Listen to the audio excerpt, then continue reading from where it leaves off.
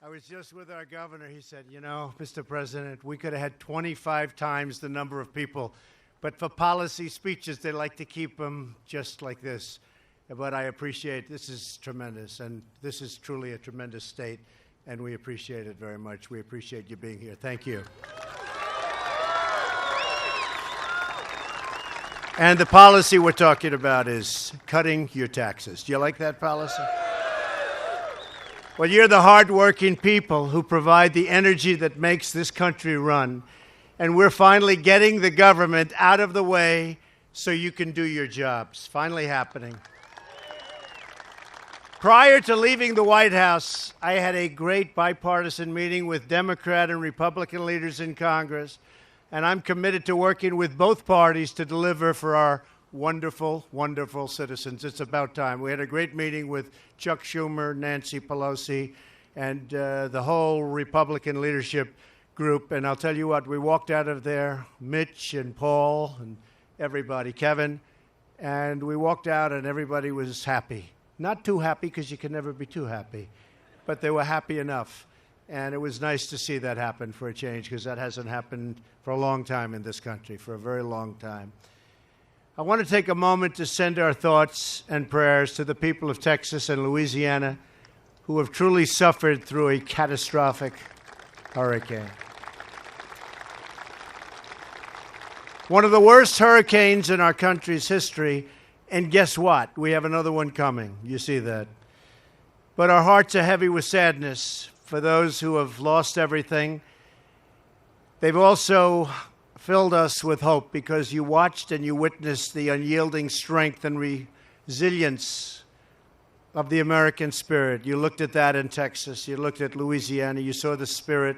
You saw the spirit of so many other people coming from all over. It was a great thing. I was there twice, and I will tell you, the people were absolutely incredible, what they've gone through. You would not believe this could have happened. And I know you have a little bit of a drought.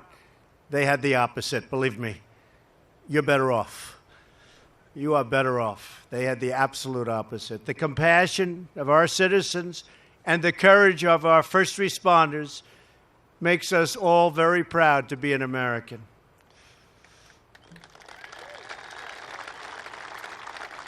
I can tell you that I was deeply inspired by the faith and perseverance of those who I met, and by all of the people that were there, so many people.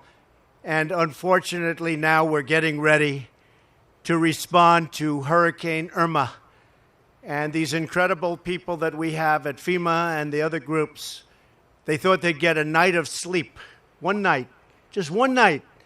They're not getting anything. They're right now going to Florida, Puerto Rico, and the Virgin Islands, and they're already there. And they're being hit with some very, very strong and powerful winds. The ones coming now, Irma, they're saying is the largest one in recorded history in the Atlantic Ocean, coming out of the Atlantic, which gets big ones. So I just want to thank everybody and all of the people that are going down. And they're really now again in harm's way. We'll work together to help save lives, protect families, and support those in need. Together we will recover and we will rebuild. I also want to tell the people of North Dakota and the western states who are feeling the pain of the devastating drought that we are with you 100%. 100%. And I've been in close touch numerous times with our Secretary of Agriculture, who's doing a fantastic job, Sonny Perdue, who's been working with your governor and your delegation to help provide relief. And we're doing everything we can, but you have a pretty serious drought. I just said to the governor, I didn't know you had droughts this far north. Guess what? You have them. But we're working hard on it, and it'll disappear. It'll all go away. I want you to know we'll always stand strong and unified with our farmers and our ranchers, the backbone of America. That I can tell you 100%. So we're here today to talk about our plan to create a new age of American prosperity by reducing the crushing tax burden on our companies and on our workers. The taxes are crazy. The highest taxed nation in the world. We're going to turn that around very quickly. This is a once-in-a-generation opportunity, and I mean that. I think this is the one time you're going to get. And I'm honored to be joined by some of the fantastic leaders who share this goal with us. Senator Hoeven, where is Senator? Senator, stand up, Senator. Doing a fantastic job. Come on up, Senator. Come on up here. Get up here. Fantastic job. Thank you, Senator. Governor Burgum, come on up, Governor. Beautiful job. Come on. Lieutenant Governor Sanford. The governor told me he's the best lieutenant governor in the country, so I don't know. We'll check it out. Congressman Kramer.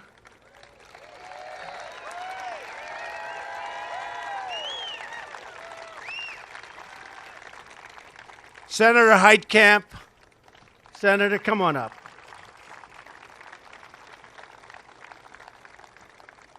And I have to say, you are all in favor of tax cuts, aren't you? Absolutely. Come on up, Senator. These are great people. They work hard. They're for you 100%. And we just want their support because we need support. You see that with what's happening in Congress. Nobody can get anything through Congress. We need support. So thank you, Senator Heitkamp. Everyone's saying, what's she doing up here? But I'll tell you what, good woman, and I think we'll have your support. I hope we'll have your support. And thank you very much, Senator. Thank you for coming up. Senators, thank you. Thank you.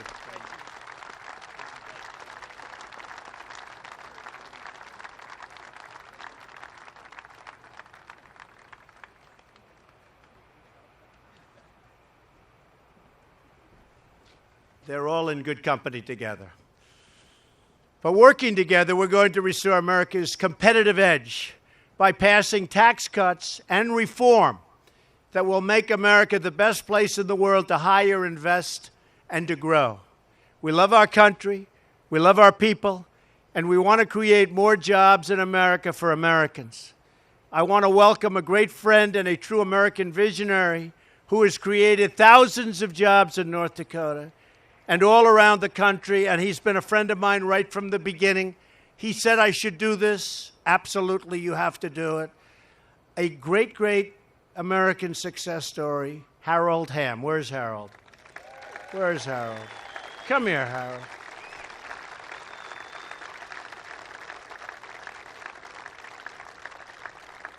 Thousands and thousands of jobs. You know, Barry Switzer was up in my office, and I never heard this, Satan. You probably have heard this, but Harold was a little bit late, and Barry was talking to me. Barry's a great guy, great football coach. I think he won a Super Bowl and a college #1, right? And we were talking about Harold, who's a great friend of his. He said, you know that guy, Mr. Trump? That was before I was president. He said, that guy, these companies spend billions of dollars, and they're looking for oil. They don't find anything. Harold Hamm, he puts a straw in the ground, and oil flies out. That's why he's rich, I guess. Anyway, Harold, thank you very much. You want to say something? Go ahead. You find oil in North Dakota and a Bakken. Yeah. Thank you, Harold. North Dakota is an inspiring example of the amazing things that are possible when we unleash the genius of American innovators, unite the red tape, and I'll tell you, and we have to unite everything, and all that red tape becomes beautiful when you get rid of it. And we're getting rid of, are we getting rid of a lot of red tape, by the way? And we unlock the extraordinary potential of our great American workers. North Dakota chose to embrace American industry and the American worker, even when many in Washington wanted to tax and regulate your industries totally out of existence. And you knew that. You've seen what's happened over the last number of 8 months. You've seen what's happened. Big difference. Today, families have new jobs and new hope because of the vast energy wealth that you brought to life right here.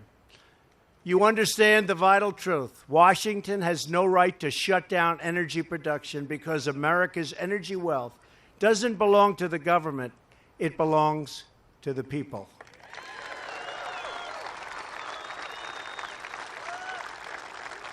It belongs to hardworking patriots like you because of the North Dakota energy miracle, and I call it a miracle. Today, this state has the lowest unemployment rate of any state in America, nearly half the national average. I want all of America to be inspired by what's happened in North Dakota and the North Dakota example. This state is a reminder of what can happen when we promote American jobs instead of obstructing American jobs, which has been happening, believe me.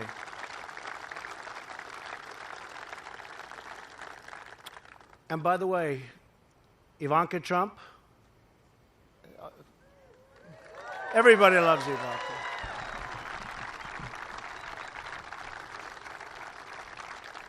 Come up, honey. Should I bring Ivanka up? Come on.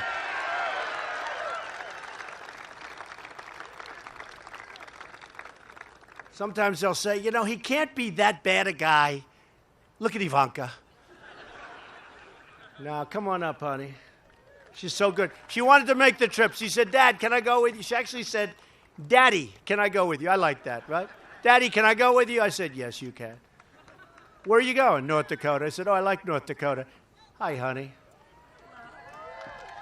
Say something, baby. Hi, North Dakota. We love this state, so it's always a pleasure to be back here. You treated us very, very well in November and have continued to, so we like sharing the love back. Thank you. Thank you, honey. Thanks, baby. Come. And she means it, believe me. Since my very first day in office, I've moved a record pace, and really we have gone at a record pace, to eliminate the barriers that have been holding back our economy. You've seen it. So many jobs, stock markets at new highs. We're getting rid of one job-killing regulation after another. We've lifted the restrictions on shale oil. We've lifted those restrictions on energy of all types. We're putting our miners back to work. We've canceled restrictions on oil and natural gas. We've ended the EPA intrusion into your jobs and into your lives. And we're refocusing the EPA on its core mission, clean air and clean water. That's what I want. Clean air. Think of it. We talk about the environment. I want beautiful clean air and I want crystal clean water, right? That's what we want. In order to protect American industry and workers, we withdrew the United States from the job-killing Paris Climate Accord. Job killer. People have no idea. Many people have no idea how bad that was. And right here in North Dakota, the Dakota Access Pipeline is finally open for business.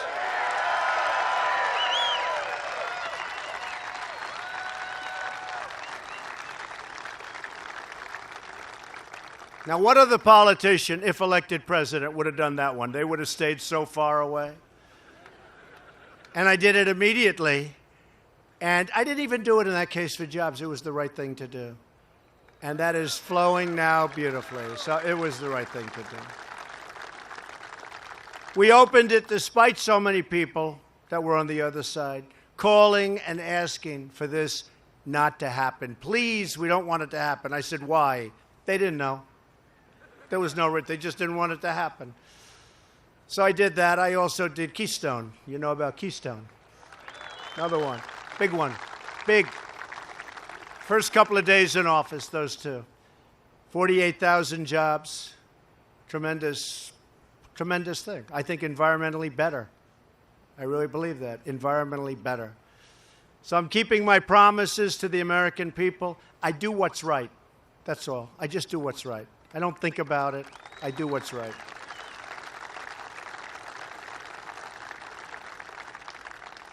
We're seeing the results all across the country. Already, unemployment is near a 16-year low. African-American unemployment is at its lowest point since almost the turn of the millennium.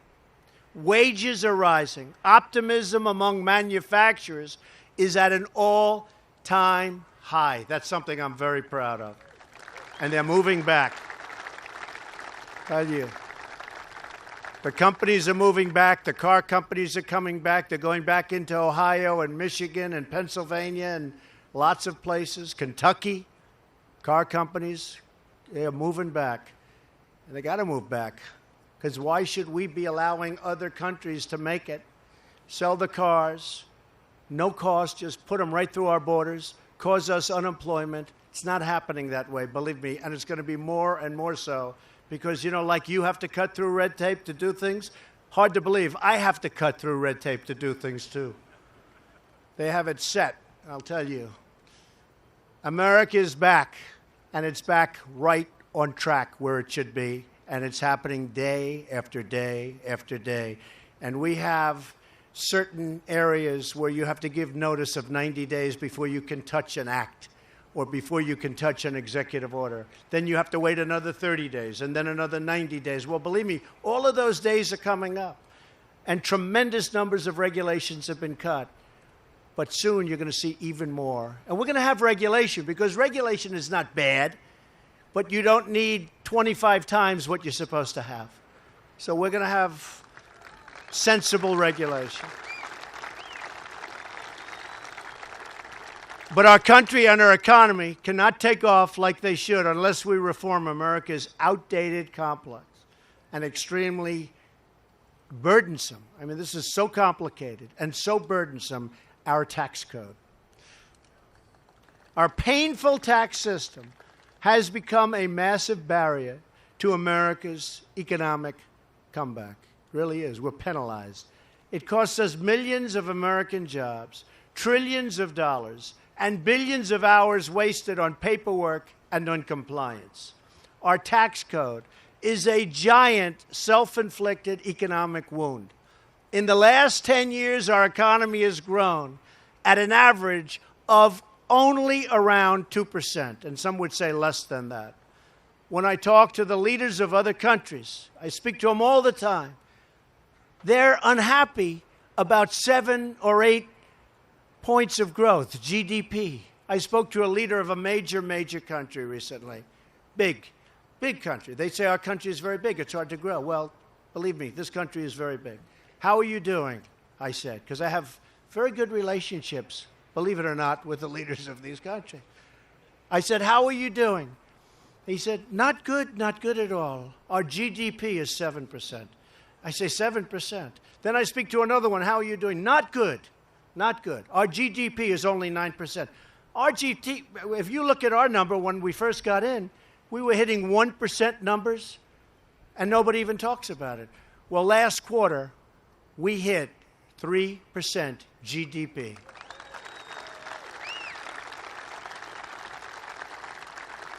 And I'll tell you what, a lot of that had to do with the cutting of the regulation, and I think a lot of it had to do with optimism. There's a lot of optimism now. People are starting businesses that they had no idea they were going to start a year ago. If we sustained 3% growth instead of 2%, only 1 point, and I think we have a long way to grow. I know we have a long way to grow. That means 12, think of it, 1 point, 12 million new jobs and $10 trillion of new economic activity over the next decade. Think of it. $10 trillion. And if we ever went to 4%, think of that, or 5%, or 6%, let's see what happens. They were all sort of smiling when I said 3%. I must say we hit the number faster than I thought. But we hit 3% last quarter. If we want to renew our prosperity, restore our opportunity, and reestablish our economic dominance, which is what we should be doing, then we need tax reform that is pro-growth, pro-jobs, pro-worker, pro-family, and yes, pro-American.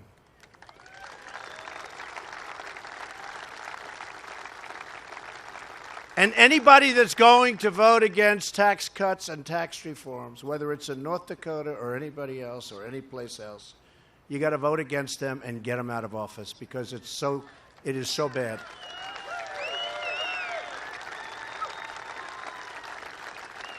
This is not a close one.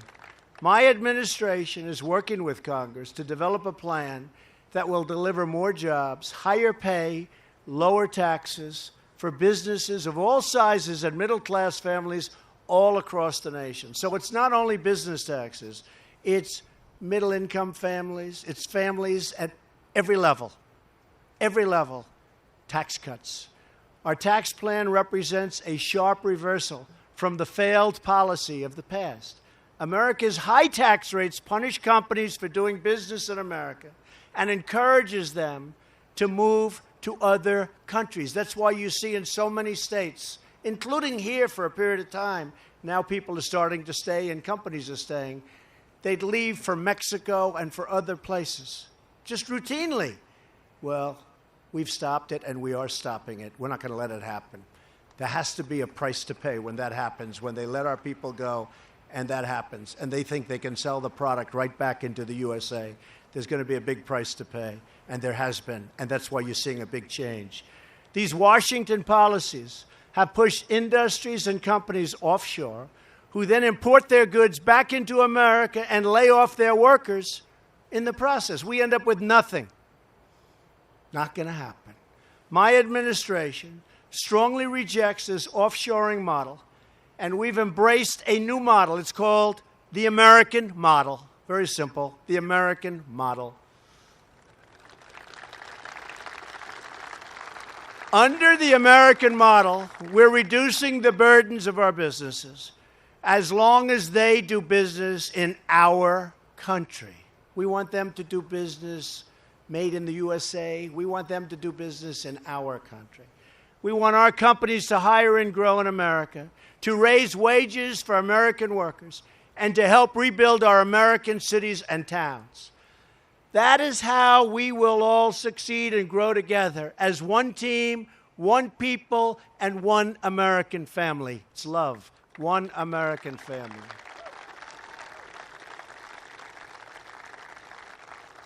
We're going to get into great detail over the next 2 weeks, but we're working on it with Congress now and coming up with very exacting numbers.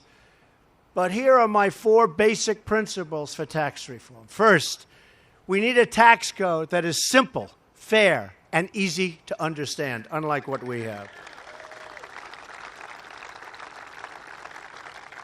Our tax code has gotten ridiculously complex. This complexity leads to massive frustration, wasted time, and wasted money, lots of wasted money. Today, the average taxpayer has to wade through 241 pages of instructions to file a basic tax form. Does anyone know that? 241 pages. A staggering 94% of the families need professional help to do their taxes. They have to get it, which is why the tax preparation industry generated $10 billion in revenues last year. That's one business I want to drive down. Sorry. H&R Block will not be supporting Donald Trump, I can tell you.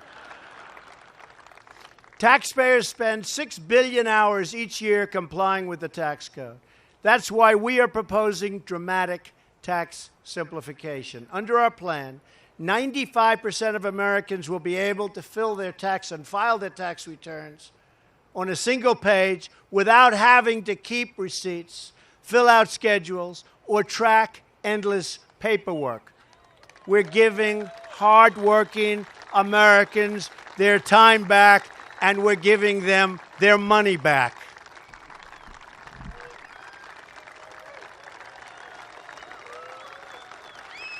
Thank you. Second, we will cut taxes for middle-class families. This is a major, major tax cut, the biggest since Ronald Reagan.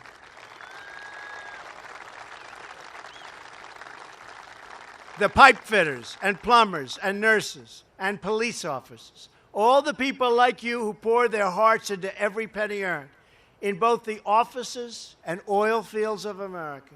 You're the ones who carry this nation on your back, and it's time for you to get the relief that you deserve. It's enough. It's enough. That's why our tax plan will reduce taxes for our middle class and allow them to keep more of their own money, keep that hard-earned money where you can spend it the way you want to spend it, or guess what? You can also save it. Nothing wrong with that. But it's your money, not the government's money.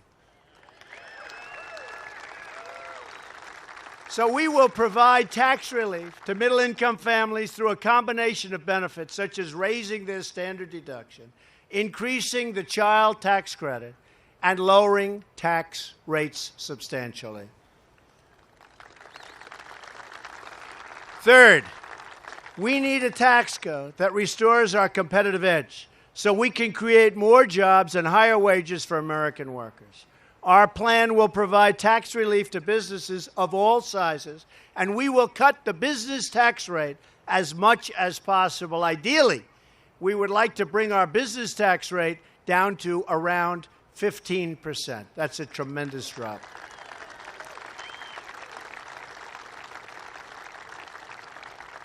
All told, it'll be the greatest tax reduction in the history of our country, greater than ever before. So that's going to be something. You'll see a rocket ship. You will see something happen like you've never seen. But we'll also dramatically reduce the tax rate for America's small businesses, which have created more than 60% of the new private sector jobs in the recent past. Tax relief is on the way for millions of sole proprietors, LLCs, and partnerships who report their income to their personal, and they do this, they put it on their personal tax returns. People think of it as a business, but it's on their personal tax returns. Those people with those businesses will be tremendous beneficiaries.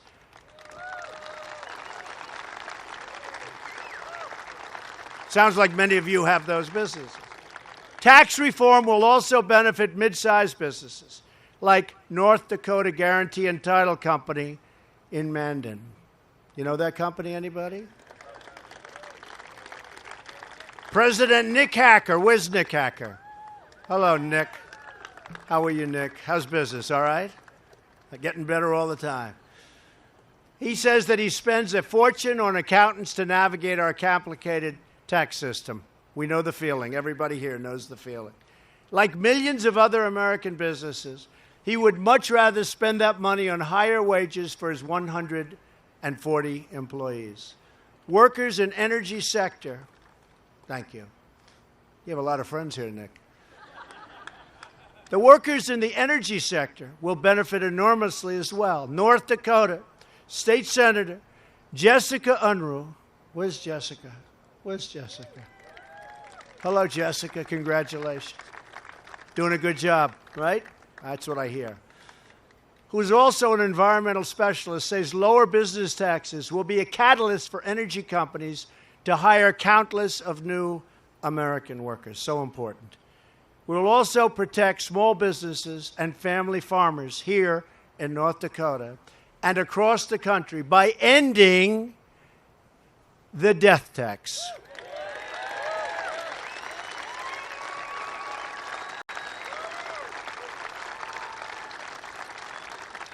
Tremendous burden for the family farmer.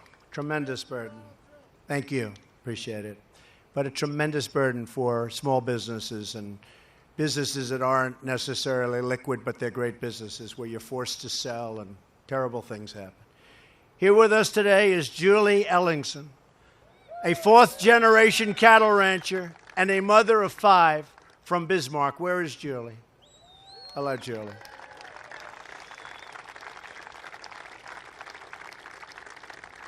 Like many family ranchers, Julie worries about the death tax shutting down her family business and keeping her from passing it on to her children. It's a devastating tax. Julie, we are not going to allow the death tax or the inheritance tax or whatever you want to call it to crush the American dream. I'm not going to let it happen. So, fighting hard. Thank you, Julie. Ronald Reagan proved that cutting taxes on American businesses helps American workers win in the world marketplace. When President Reagan lowered taxes, American businesses beat out our foreign competition. Our economy boomed, the middle class thrived, and median family income increased. But then Washington stood by while other countries adopted our playbook. But they did it even better than us.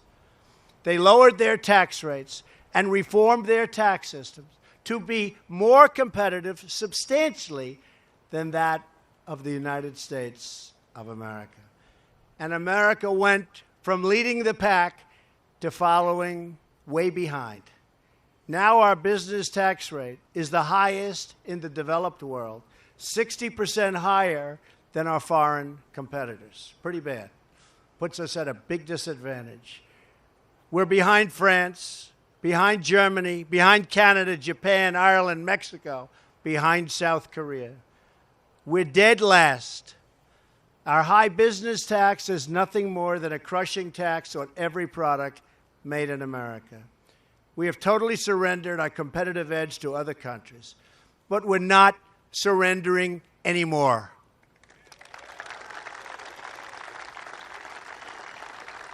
We're going to reduce the tax rate on American business so they can keep our jobs in America, create jobs in America, and compete for workers right here in America, meaning higher wages for workers and greater profits for companies. It's finally time to give the American worker a pay raise. That's what we're going to do. And finally, we must bring back trillions of dollars in wealth that's parked overseas and just can't come back. Our tax system penalizes companies that bring wealth they have earned overseas back to America.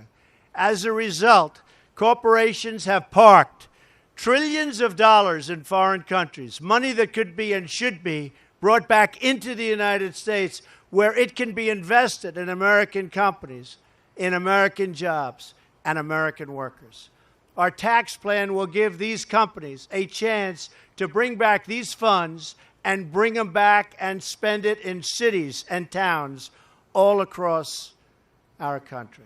The numbers you're talking about are staggering.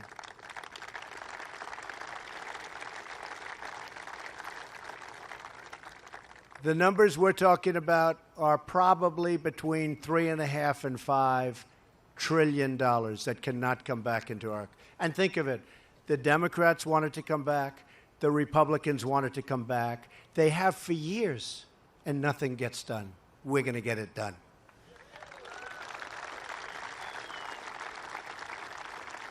We're going to be switching from a worldwide tax system that encourages companies to keep their funds offshore to a territorial system that encourages companies to bring their profits back home to America where that money belongs. It is our time to invest in our country.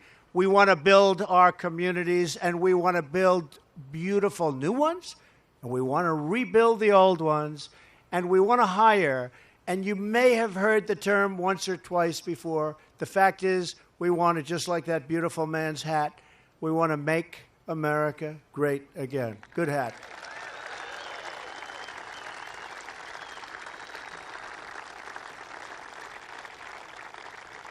This is a once-in-a-generation opportunity to reform taxes, rebuild our economy, and restore America's competitive edge. History has proven time and time again that there is no power on earth more awesome and unstoppable than the will of the American people. You saw that on November 8th, believe me. You saw that on November 8th. If you demand it, and if you call up people in Congress, good people, sometimes maybe not the right intention, but good people, Congress will deliver on it because they have no choice. So you have to call your congressmen, you have to call your senators, you have to make sure that they do what they have to do. And believe me, we haven't given up on health care. We haven't given up on health care. We never give up. One vote. One vote. Think of it. One vote. Terrible, terrible situation took place that night. We can't let that happen again. We cannot let that happen again. But we'll get it done one way or the other. But only if you demand it. Only if you, the American people, tell Congress to stop putting party first and start putting America first. Only then will it happen.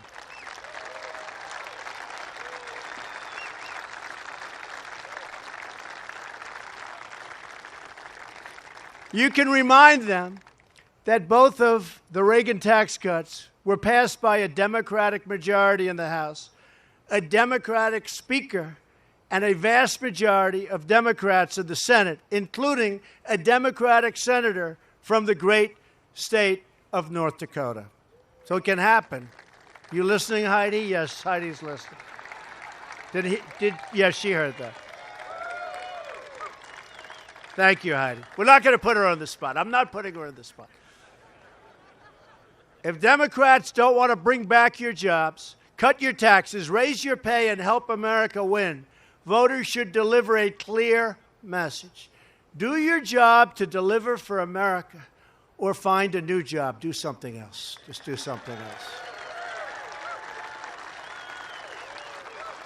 I'm asking all Americans, Republican, Democrat, and Independent, to join with me, with each other, to demand tax cuts and tax reform that will put America first. We're going to put America first. It's time. We no longer have to accept a tax code that lets special interests win at the expense of the middle class. We no longer have to accept a rigged system. You know all about rigged systems? We talked about that plenty times in the campaign. You think anything's so different? But we're going to make it different. We're going to get that straightened out, too. That rewards companies for shipping jobs overseas and punishes them for investing in America. They actually get punished under the tax code for investing in our country. It's going to all change. We can heal the self-inflicted wound, and we can reestablish our economic dominance all over the world. We can give our workers the level playing field they deserve, and they will win, because if the fight is fair, no one on earth can beat the American worker or the American company. Nobody. Nobody.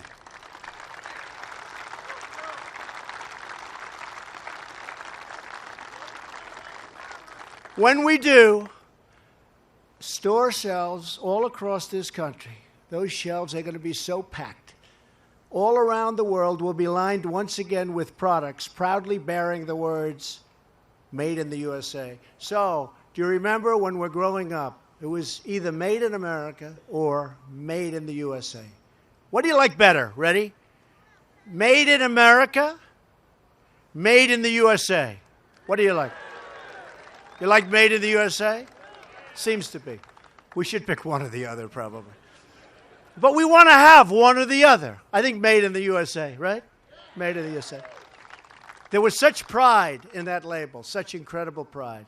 And it's coming back again, believe me. It's coming, because the quality of what we do is second to none. If America comes together, if the people speak with one voice, we will bring back our jobs, we will bring back our wealth.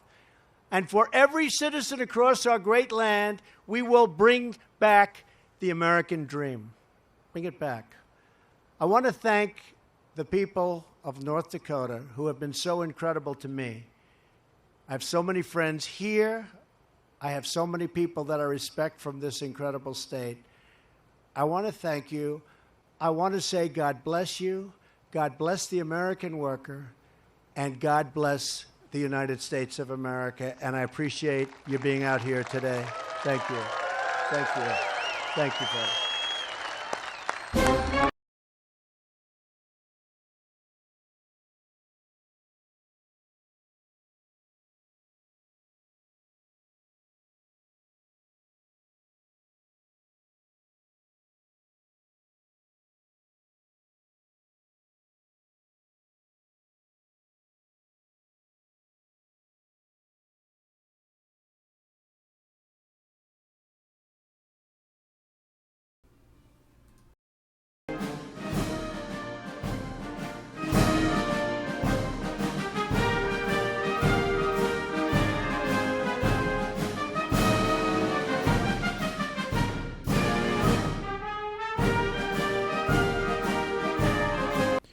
All right, folks, thank you very much for joining us and choosing us as your stream of choice. President Trump was in North Dakota talking about jobs, talking about the tax code, how he's going to fix it and make sure that the middle class, gets a tax cut that is much needed and it's way overdue.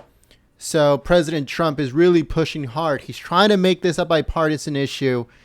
But, the Democrats, anything that President Trump does or he wants to do, they're always going to be against it. So we hope that some Democrats are going to be smart enough to actually get on board with this and pass the tax code, a responsible tax code for the American people. Or like President Trump said, find another job, go somewhere else, do something else, because you are not working for the American people. You're working for the special interest, and it's the American people's job and duty to replace those people and to vote them out of office.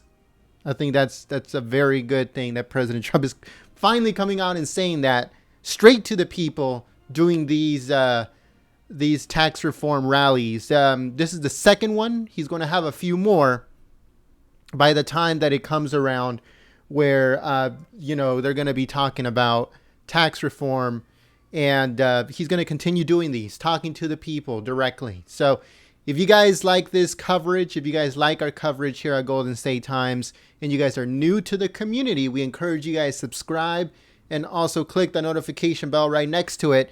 And don't forget to give this live stream a thumbs up on your way out. And thank you very much for joining us. My name is Jen. I'm from Golden State Times.